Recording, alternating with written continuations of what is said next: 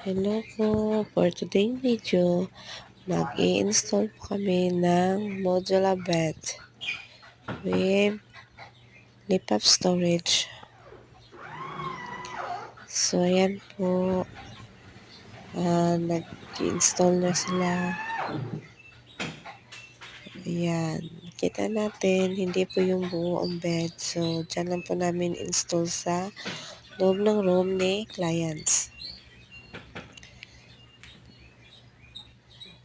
So, ganyan na po siya. So, maya-maya, lagyan natin ng sahig kasi may storage yung bed. So, ayan na po yung kanyang loob ng bed. So, isa-screw po natin yan para hindi gagalaw-galaw yung plywood.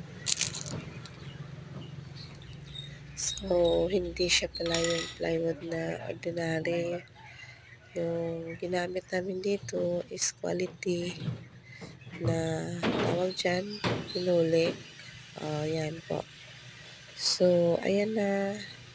May sahig na siya. So, maya-maya, ilalagay din natin yung top ng bed. Na gamit po tayo dyan is steel po yan. Na yung top niya is wood. Ayan. Magaan lang po siya. Tingnan po natin. Yan. Nilalagay po natin yung hydraulic mechanism for storage. So, ayan. Pakita namin. So, maganda na siya. Ilagay natin maya-maya yung foam ni clients. Yun.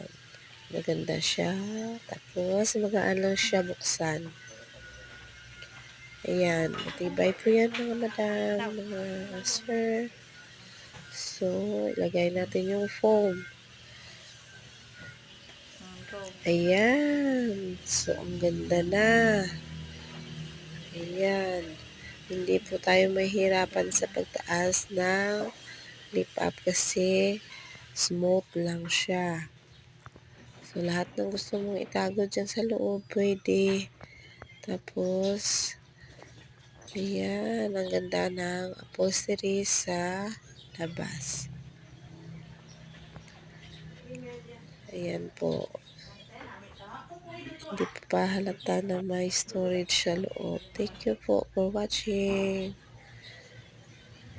Until next video.